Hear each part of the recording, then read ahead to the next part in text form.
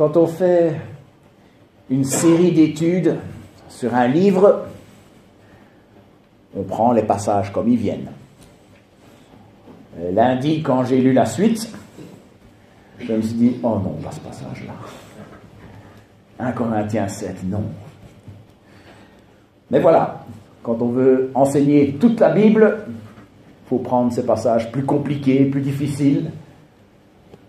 Aussi, il faut les prendre aussi. C'est un passage qui suscite beaucoup de débats. C'est un passage qui réveille les émotions. Le mariage, le divorce et le remariage sont des sujets très sensibles parce que pour beaucoup, ils évoquent des blessures du passé ou même des blessures du présent. Quel que soit le sens dans lequel on va, si je dis A, il y aura quelqu'un qui me dira probablement, il aurait fallu que tu dises B. Si je dis B, il y aura quelqu'un qui me dira probablement, il aurait fallu que tu dises A. Je suis soulagé que les pavés dans la sortie sont difficiles à déchausser. Comme ça, je suis sûr que je ne vais pas en ramasser dans la figure. Mais on va devoir attaquer ce passage. C'est un passage qui, de temps en temps, j'ai connu des pasteurs qui ont subi du chantage affectif à cause de ce chapitre. C'est un passage assez long. J'ai voulu le scinder, le faire en 2 dimanches. Et en effet, on va le faire en 2 dimanches. Mais les 2 fois, on va devoir lire tout le chapitre. Parce que c'est un chapitre que j'estime qu'on doit prendre en un coup. Alors, je vous invite à vous tourner vers 1 Corinthiens 7. Et nous allons lire tout le chapitre. Il va me falloir...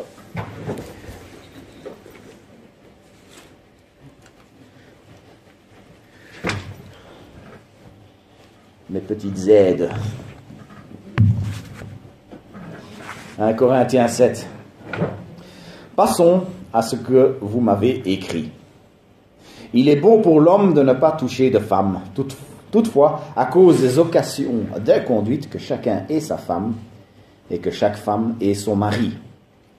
Que le mari rende à sa femme ce qu'il lui doit, et de même la femme à son mari. La femme n'a pas autorité sur son propre corps, mais c'est le mari. Et pareillement, le mari n'a pas autorité sur son propre corps, mais c'est la femme. Ne vous privez pas l'un de l'autre, si ce n'est momentanément d'un commun accord, afin d'avoir du temps pour la prière. Puis retournez ensemble, de peur que Satan ne vous tente par votre incontinence. Je dis cela comme une concession et non comme un ordre. Je voudrais que tous les hommes soient comme moi. Mais chacun tient de Dieu un don particulier, l'un d'une manière, l'autre d'une autre. À ceux qui ne sont pas mariés et aux veuves, je dis qu'il leur est bon de rester comme moi. Mais s'ils manquent de continence, qu'ils se marient, car il vaut mieux se marier que de brûler. À ceux qui sont mariés, j'ordonne, non pas moi, mais le Seigneur, que la femme ne se sépare pas de son mari. Si elle est séparée, qu'elle demeure sans se marier, ou qu'elle se réconcilie avec son mari. Que le mari ne répudie pas sa femme. Aux autres, ce n'est pas le Seigneur, c'est moi qui le dis, si un frère a une femme non croyante et qu'elle consente à habiter avec lui, qu'il ne la répudie pas. Et si une femme a un mari non croyant et qu'il consent à habiter avec elle, qu'elle ne répudie pas son mari. Car le mari non croyant est sanctifié par la femme, et la femme non croyante est sanctifiée par le frère. Autrement, vos enfants seraient impurs, tandis qu'en fait, ils sont saints.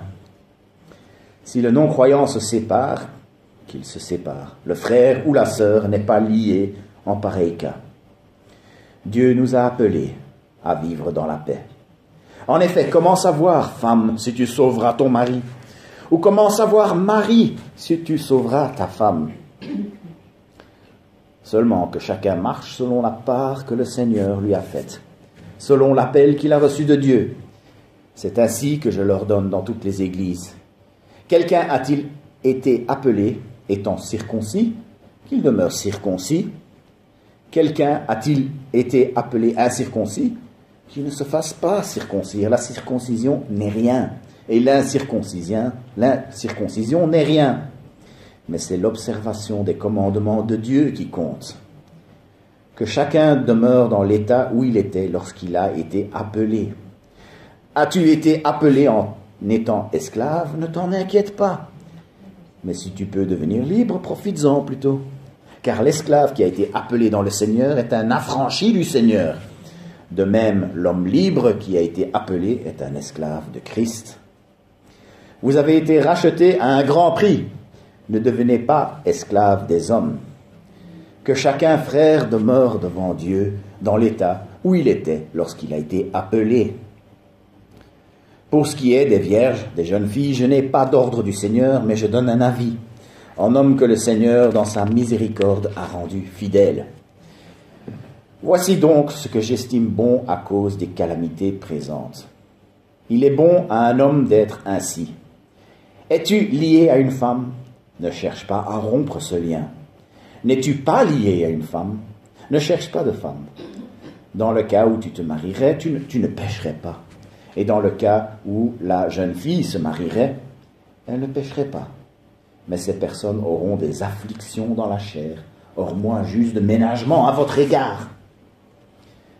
Voici ce que je dis, frère, le temps est court.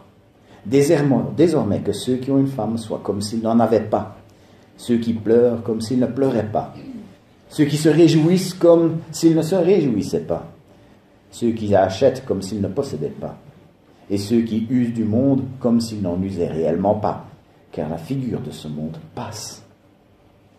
Or je voudrais que vous soyez sans inquiétude. Celui qui n'est pas marié s'inquiète des choses du Seigneur, des moyens de plaire au Seigneur. Celui qui est marié s'inquiète des choses du monde, des moyens de plaire à sa femme. Et il est partagé, de même la femme sans mari, comme la jeune fille, se soucie des choses du Seigneur afin d'être sainte de corps et d'esprit. Et celle qui est mariée s'inquiète des choses du monde, des moyens de plaire à son mari. Je dis cela dans votre intérêt. Ce n'est pas pour vous tendre un piège, c'est vous porter à ce qui est bienséant et propre, à vous attacher au Seigneur sans tiraillement. Si quelqu'un estime déshonorant pour sa jeune fille de dépasser l'âge nubile et qu'il doit en être ainsi, qu'il fasse ce qu'il veut. Il ne pêche pas, qu'on se marie. Mais celui qui tient ferme en lui-même, sans contrainte, avec l'exercice de sa propre volonté, et qui a décidé en son cœur de garder sa jeune fille, celui-là fait le bien. Ainsi, celui qui donne sa jeune fille en mariage fait bien. Celui qui ne la donne pas fait mieux. Une femme est liée aussi longtemps que son mari est vivant. Mais si le mari est décédé, elle est libre de se marier à qui elle veut. Seulement que ce soit dans le Seigneur.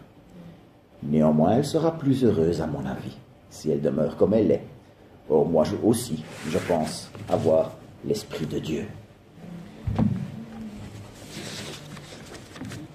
Prions. Seigneur notre Dieu, merci pour ta parole qui instruit, ta parole qui enseigne. Seigneur, dans passages comme ceux-ci qui éveillent peut-être des blessures chez l'un ou l'autre parmi nous. Seigneur, je veux te demander que tu puisses aussi, par ton Saint-Esprit, être le consolateur pour eux aujourd'hui. Seigneur, je veux te prier pour que nous puissions dégager ton message de ce texte, comprendre ce que tu attends de nous, de ce texte, et ne nous permets pas de tordre le sens des choses juste pour pouvoir arriver à nos fins. Seigneur, nous voulons nous soumettre tout entier à toi aujourd'hui et à ta parole. Au nom de Jésus. Amen. C'est un texte qui commence en parlant de mariage. Ensuite, il y a une partie intermédiaire où il parle de circoncision et parle d'esclavage avant de retourner sur le sujet du mariage. C'est pour ça que je me suis dit, il faut que je prenne ce chapitre assez long en un coup. Parce que la partie centrale, ça fait partie de la réflexion entière. Les réflexions qu'il fait sur la circoncision et qu'il fait sur l'esclavage sont là pour donner des exemples pour expliquer tous les principes qu'il y a autour quand il parle de mariage. Il s'agit d'exemples de conditions. Quand ils étaient appelés, vous avez été appelés, c'est une manière de parler de conversion. Quand ils ont été appelés, ils étaient dans une certaine condition.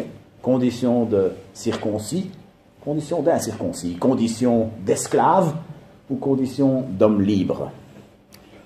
Paul est en train de les inviter à considérer le mariage ou le célibat comme la condition dans laquelle ils se trouvaient au moment de leur conversion.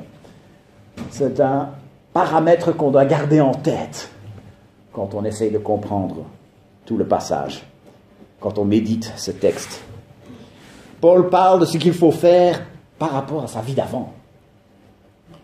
Quand on est chrétien, quand on se convertit, qu'est-ce qu'on fait par rapport à tout ce qui s'est passé avant? Et si on veut éviter de prendre des passages hors contexte, il faut garder ça en tête. Alors, mon analyse de ce texte va se faire en deux parties. Deux parties qui vont prendre 2 dimanches. La semaine prochaine, nous avons des baptêmes. Je ne vais pas parler de ça pendant les baptêmes. Je veux rassurer celles qui se font baptiser. On ne va pas parler de ça le jour de leur baptême. En plus, on a un invité qui vient prêcher. Donc ce sera pour dans 2 semaines. La première partie que je vais faire ici, c'est une série de versets, une série de déclarations qu'on a ici, où on se gratte un peu la tête. On se dit, mais qu'est-ce que ça peut bien vouloir dire? Parfois, les réponses viennent du contexte. Toutes les réponses viennent du contexte. Parfois, elles sont simples. Parfois, elles le sont un peu moins. Et dans 2 semaines, je vais parler des principes clairs qui se dégagent de ce texte. Parce que on a toujours tendance à s'embrouiller dans les petits détails, qu'on oublie de voir les principes de base. D'habitude, vous allez voir, j'ai l'habitude de commencer par les principes de base et puis après de voir les cas spécifiques. Mais comme j'estime que les principes de base sont les plus importants, on va conclure avec ça dans 2 semaines. Parler un peu voir un peu ce que je veux dire par principe de base. Je vais parler d'un débat auquel j'ai participé dans un cours crédité, un débat en ligne, où on parlait de la valeur de la vie humaine. Et dès le début, la première personne qui a lancé, on était en plein Covid, et la première chose que la personne a lancée dans le débat, c'est si on a plus qu'un seul lit dans les soins intensifs, mais qu'il y a 2 personnes qui en ont besoin pour rester en vie, un jeune de 20 ans et une personne de 80 ans. Qui va-t-on sauver? Qui va-t-on laisser mourir? Et les débats partaient dans tous les sens. Et je me suis dit, après 1 semaine de débat, je me suis rendu compte que personne n'a encore parlé du principe de base. Le principe de base, c'est que la vie est précieuse. Nous sommes créés à l'image de Dieu. Toute vie est précieuse. Nous devons faire le maximum pour sauver qui que soit la personne. Mais dans des cas comme celui-là où il ne reste plus qu'un lit et il y a 2 personnes qui en ont besoin, ça n'arrive quand même pas si souvent que ça. Et en plus, les gens qui sont en position de décider ne sont pas si nombreux que ça. Combien de gens deviennent directeurs d'hôpital? J'estime que le plus important des 2 prédications, ça va être celle dans 2 semaines, où on parle des principes de base qui se dégagent de ce texte, mais les cas spécifiques dont on va parler ont quand même leur importance, et ce sera ce de quoi je vais parler aujourd'hui. Commençons par les différents cas. Siméon, tu peux mettre il y a un PowerPoint, tu peux mettre déjà la 2e dia. Le premier cas qui nous fait nous gratter la tête, c'est le verset 1. Faut-il rester célibataire? Au sujet de ce que vous m'avez dit, il est bon pour l'homme de ne pas prendre de femme. Si on avait lu que ce verset, il y en a beaucoup d'entre nous, les hommes, on n'a pas fait ce qu'on aurait dû. Bon, évidemment, on a lu tout le passage ensemble, on sait très bien. Mais je suis quand même assez surpris. Le nombre de fois, quand je rencontre des gens et on parle de notre vie, qu'est-ce que tu fais dans la vie? Je suis pasteur. Puis un peu plus tard, je parle de ma femme et des enfants, et tout d'un coup, des yeux énormes. Quoi? T'es pasteur, t'as des enfants, t'es pas censé être célibataire? J'en reviens pas. Combien en Belgique pensent que les pasteurs sont comme les curés? Interdiction de se marier. Mais comme vous le savez bien, vous connaissez bien Anne, vous connaissez Simeon, Joshua, Abigail, ce n'est pas mon cas. Mais il y a néanmoins des avantages au célibat. Le verset 28, il parle de souffrances qui sont liées au mariage. Et quand on est célibataire, on évite ces souffrances-là. Un célibataire n'aura pas les tracas d'un enfant qui éprouve des difficultés. Un célibataire n'aura pas les tracas de la maladie d'une épouse. Il ne sera pas obligé de faire des concessions pour la vie à deux. Il dit à un autre moment dans ce passage, une personne mariée va être contrainte à s'occuper des choses du monde pour veiller sur son conjoint et sur ses enfants. Notez bien, il ne condamne pas ça. C'est quelque chose que nous devons faire, certainement. J'ai connu un pasteur dont l'épouse a failli faire ses valises. D'ailleurs, elle avait déjà commencé. Voilà. Puis on est venu lui parler. Le reproche, c'était que il n'était jamais là, que ses enfants le connaissaient à peine. Et à ce moment-là, le conseil d'anciens lui a ordonné de passer au moins 3 soirs par semaine en famille. Et ils ont réorganisé toute l'église pour que ça puisse être possible. Il s'est tenu à cet engagement et son couple a été sauvé. Célibataire n'aura pas ce souci-là. Célibataire peut vivre une vie minimaliste et se donner au service du Seigneur et celui de son prochain, et pourra le faire plus facilement. C'est ce qu'il appelle au verset 34, de s'attacher au Seigneur sans tiraillement. Quand on est marié, il y a ces tiraillements qui sont là. Mais il y a aussi l'autre voie. La voie, c'est celui de se marier. Elle reste valable. Paul se rend compte que, d'ailleurs ça m'a quand même surpris, c'est qu'il donne toute une liste de bonnes raisons d'être célibataire, et il donne qu'une seule raison pourquoi c'est bon de se marier. Il n'y a qu'à lire les versets. Il dit, il est bon que les gens se marient parce que beaucoup de gens, s'ils ne se marient pas, ils finiront par faire des bêtises.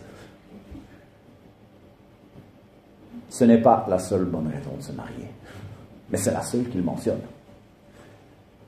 Il dit que vivre une moralité sexuelle, c'est une bonne stratégie pour ne pas tomber dans l'immoralité sexuelle. Pour résumer le message, c'est se marier, c'est bien. Ne pas se marier, c'est bien aussi. Lui dit que c'est mieux. Ne pas être marié permet de se donner encore plus au Seigneur.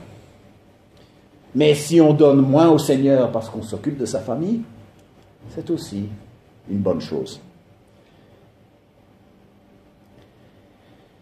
Ce n'est pas pour tout de suite, mais un jour, le jour viendra où vous allez devoir me chercher un successeur. Je ne serai pas pasteur ici éternellement. Je l'espère que je le serai encore très longtemps. Mais le jour où on devra me chercher un successeur, j'aimerais déjà lancer un peu cette pensée. Si un célibataire pose sa candidature, il faudrait qu'on lui donne sa chance.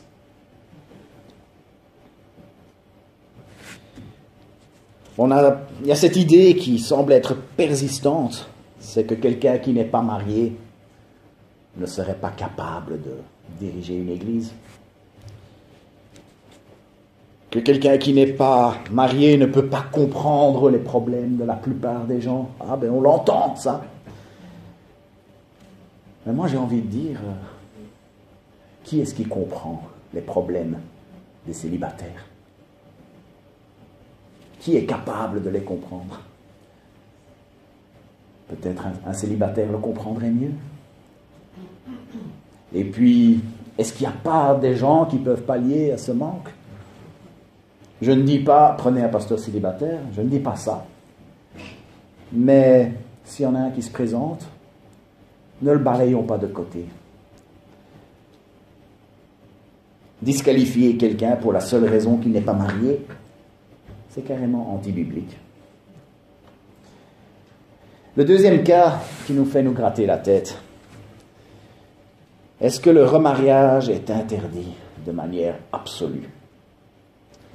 S'il est séparé de lui, qu'elle reste sans se remarier ou qu'elle se réconcilie avec son mari, que le mari ne divorce pas de sa femme.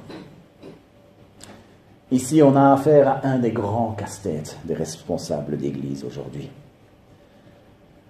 Il y a parfois des questions d'éthique, voilà, on peut en discuter, mais ça n'arrive pas très souvent. Et puis il y en a d'autres qui surgissent assez régulièrement, et ceci en est. Je crois que je ne connais pas une seule Église qui n'a pas eu à gérer un cas comme celui-là dans les 10 dernières années. Et c'est important de ne pas baser tout son modus operandi sur un seul verset. N'oublions pas, ici on est en plein milieu d'un discours sur les avantages du célibat. Et c'est pour ça que, quand on voit ailleurs dans la Bible, qu'on parle de certaines exceptions à cette règle, il n'y a pas une contradiction. Il y a une exception possible, on retrouve en Matthieu 19, 9, mais je vous le dis, celui qui renvoie sa femme, sauf pour cause d'infidélité, et qui en épouse une autre, commet un adultère. Quand il y a un adultère, le plan de Dieu pour l'unité familiale est détruit. Le conjoint innocent peut se remarier. Tant que les deux conjoints restent fidèles l'un à l'autre, il y a une union sacrée.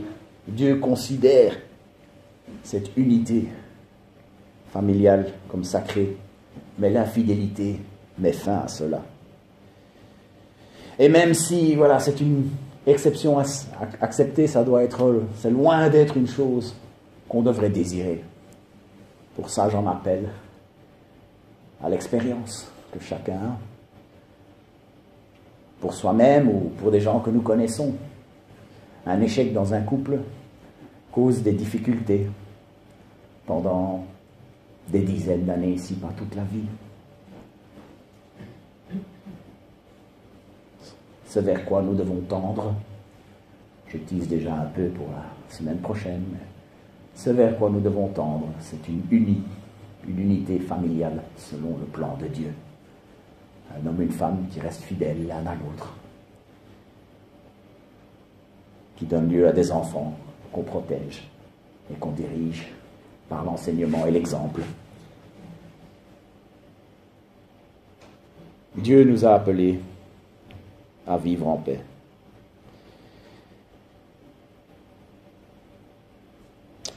Il y a une deuxième exception, et nous le voyons dans ce passage-ci. Verset 15, « Si le non-croyant veut se séparer, qu'il le fasse. Le frère ou la sœur n'est pas lié dans un tel cas. Dieu nous a appelés à vivre en paix. » Ici, on est dans le cas où il y a un des deux conjoints qui n'est pas croyant et qui ne désire plus continuer dans le couple.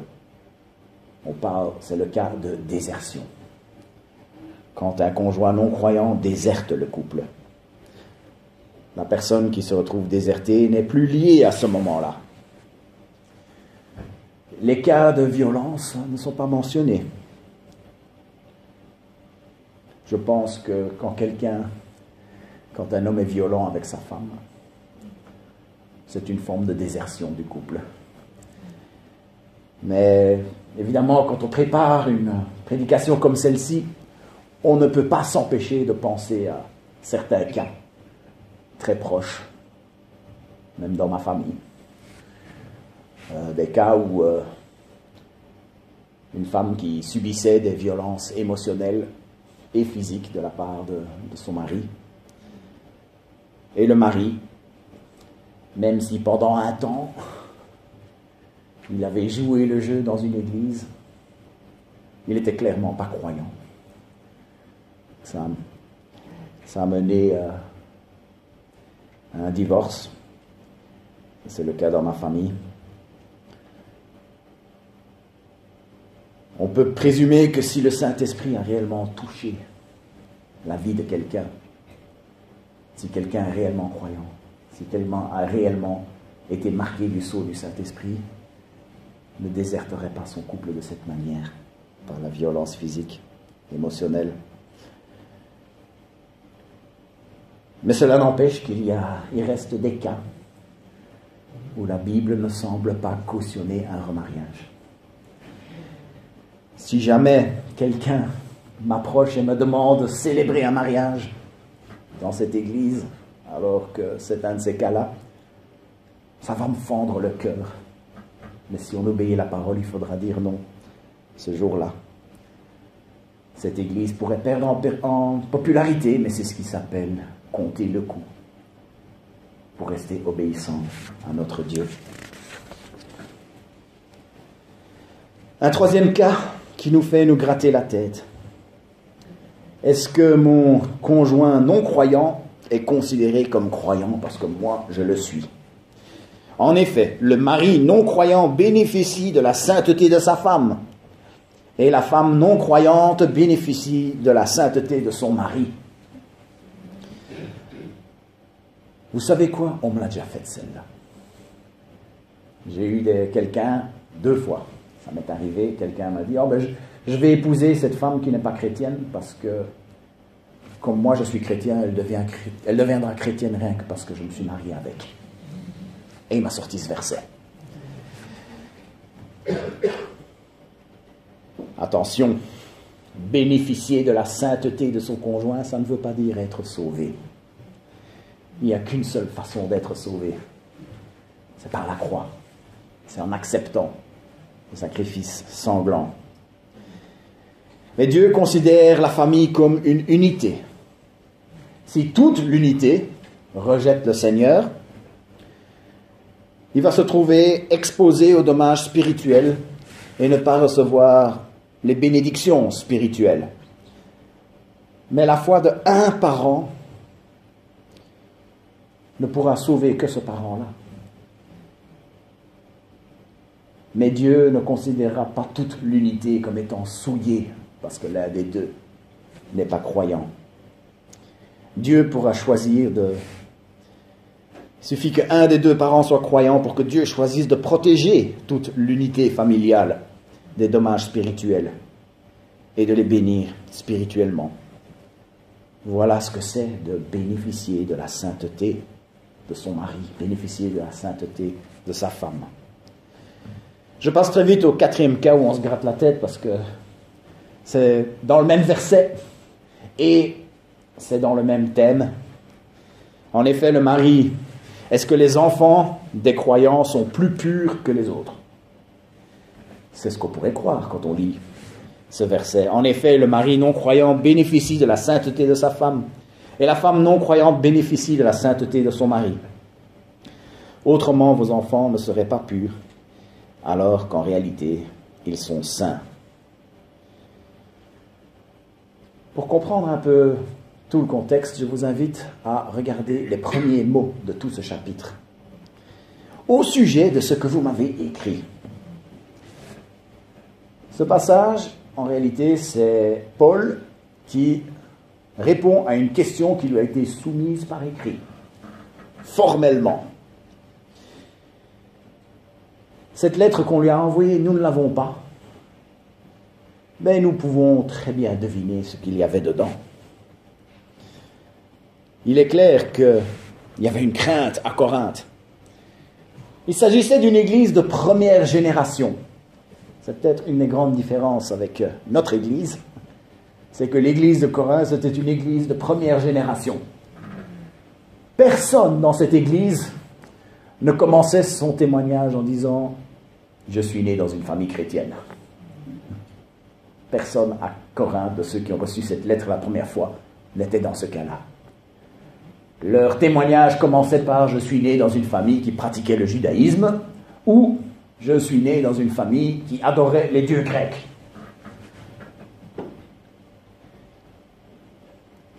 Certains couples avaient eu la bénédiction de pouvoir se convertir tous les deux. Mais il devait y avoir un bon nombre qui s'étaient convertis, mais dont le conjoint n'en avait pas voulu. Et il a dû y avoir une crainte de ces croyants qui se demandaient si le fait d'être mariés à un non-croyant, ça allait les souiller. Et si ça allait souiller leurs enfants.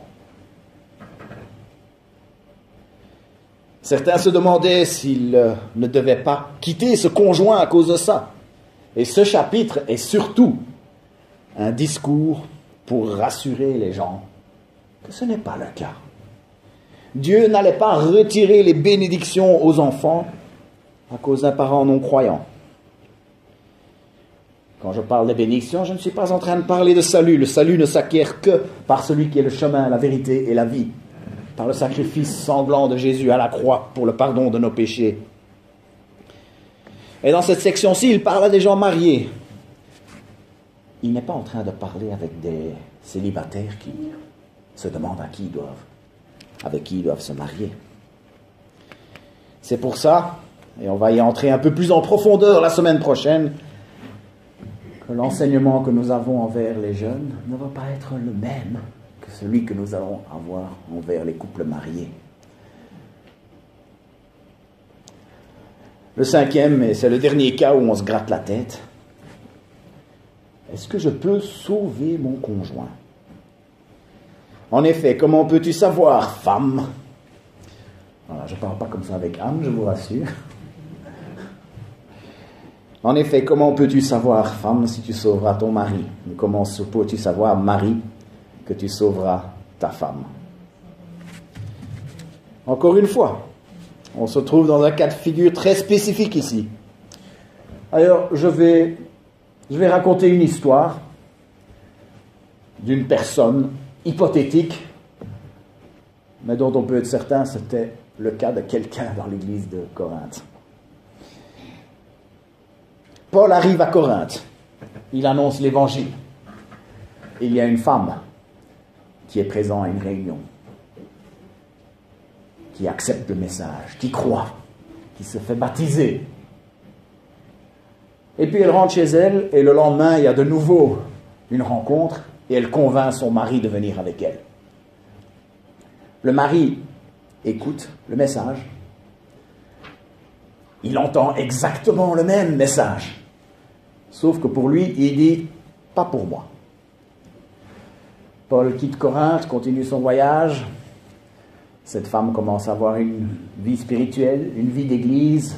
Son mari ne la suit pas. Cette dame, elle est triste. Elle est triste parce que elle aimerait bien que son mari partage sa vie spirituelle et sa vie d'église. Mais néanmoins, son mari l'aime, son mari la traite bien. Mais son mari veut bien continuer à vivre. Mais cette femme se pose la question. Est-ce que je me souille en restant avec lui? Est-ce que je dois le quitter? Et ce n'est pas la seule personne qui est dans le cas dans cette église, cette jeune église qui vient d'être créée, qui vient d'être implantée, créée. Et il y en a beaucoup qui sont dans le cas. Tellement que les responsables de l'église ne savent pas ce qu'ils doivent faire. Alors ils consultent le fondateur de cette église, ils consultent l'apôtre Paul. Ils disent, qu'est-ce qu'on doit faire par rapport à cela? Et Paul leur envoie une grosse lettre.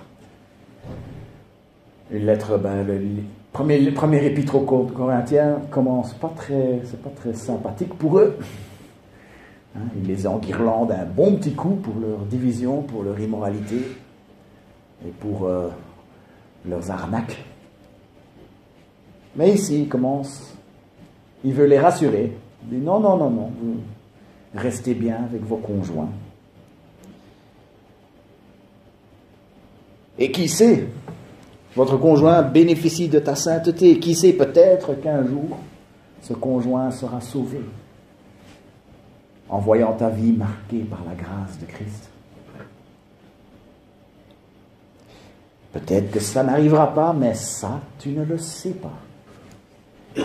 S'il continue à t'aimer, à rester avec toi, à bien te traiter, reste avec lui. Prie pour son salut. Vis une vie de bonnes œuvres pour que, comme il dit ailleurs, que le monde voit tes bonnes œuvres et voit vos bonnes œuvres et glorifie le tel qui est dans le ciel.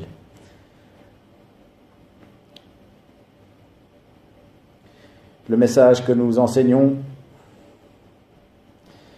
aux jeunes, ceux qui ne sont pas mariés, c'est mariez-vous avec un croyant. Le message que nous enseignons aux personnes mariées avec des non-croyants, c'est restez avec votre conjoint, soyez un bon époux, soyez une bonne épouse, espérez, priez qu'en étant un époux ou une épouse marquée par la grâce de Dieu, que votre conjoint finisse par lui aussi être sauvé. Comme vous avez pu remarquer, on est dans des cas très spécifiques ici. C'est des cas de figure qui existent certainement aujourd'hui. C'est des cas de figure que nous avons dans cette salle. Pour certains d'entre vous, cette prédication est beaucoup plus difficile à entendre que pour d'autres. J'en suis conscient.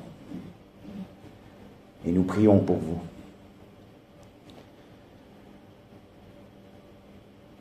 Mais on peut repérer dans ce chapitre des principes qui s'appliquent à tout le monde. Mais ça, c'est pour dans 2 semaines. J'ai découvert que dans tous les débats d'éthique, c'est bien de regarder les exceptions. Quand on parle de la valeur de la vie humaine, oui, on peut parler de s'il n'y a qu'un seul lit pour 2 personnes qui sont mourantes. Oui, on peut parler de ça. Mais l'important, c'est de se mettre d'accord sur la valeur de la vie humaine. C'est pour dans 2 semaines, mais je vous invite à prendre les devants.